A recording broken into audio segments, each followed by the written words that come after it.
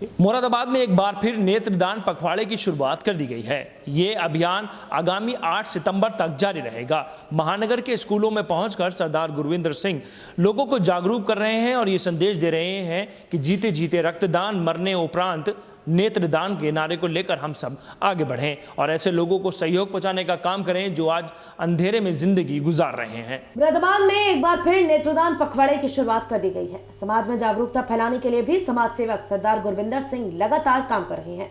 उद्देश्य यही है कि जीते जीते रक्तदान, मरने के बाद नेत्रदान के संदेश को सभी लोग आगे बढ़ाएं। इसी उद्देश्य को लेकर महानगर के सभी स्कूलों में पहुंचकर नेत्रदान पखवाड़े के अंतर्गत प्रतियोगिताएं भी आयोजित कराई जा रही हैं और साथ ही सभी को जागरूक भी किया जा रहा है।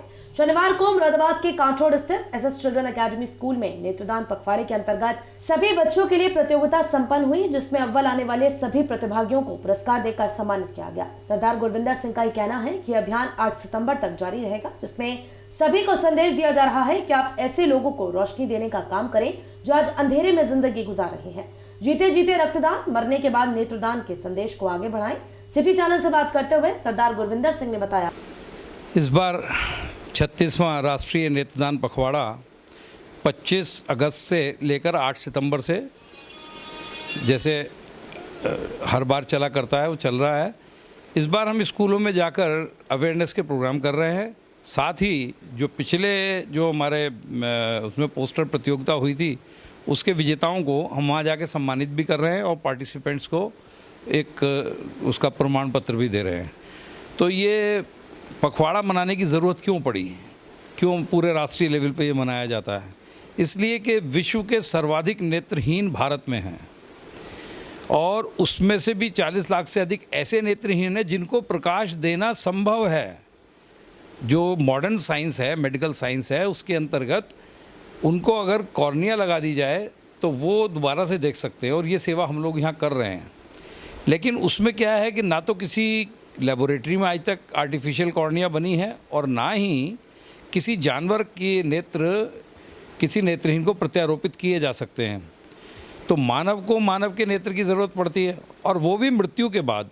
अब आप बताएं, मरने के बाद क्या होता है? या तो सुपुर्दे खाक होगा या नज़र आतिश होगा, या तो उसका संस्कार कर दिया जाएगा या उसे दफन कर दिया जाएगा।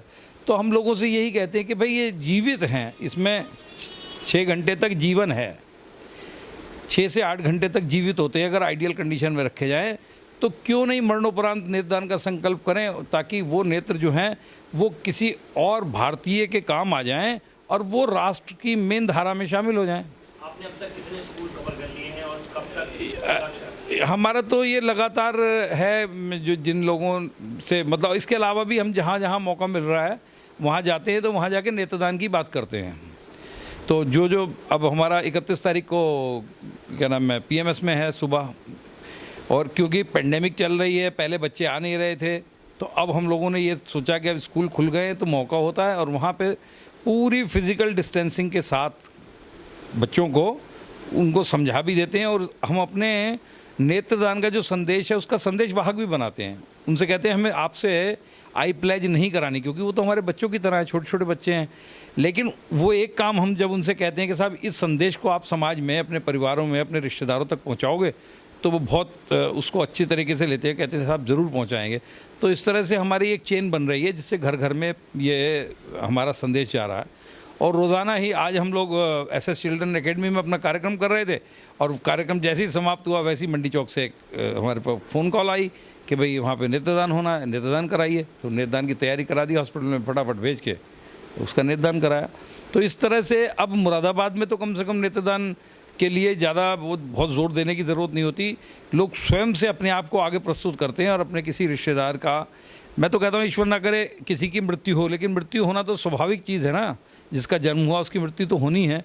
और उसमें ये नेत्र का जो कॉर्निया है वो 8 घंटे तक, 6 घंटे तक जीवित रहता है। अगर आइडियल कंडीशन में रखा जाए तो 8 घंटे तक भी नेत्रदान हो सकता है। जैसे आजकल डीप फ्रीज़र चल रहे हैं, उसके अंदर अगर बॉडी को रख दिया जाए, वहाँ का पंखा बंद कर दिया जाए, आँखों पे गीली रुई रख के उसके ऊपर बर्फ़ की क्यूब रख दी जाए, तो उसकी लाइफ बढ़ जाती है जो कॉर्निया की मृत्यु के बाद।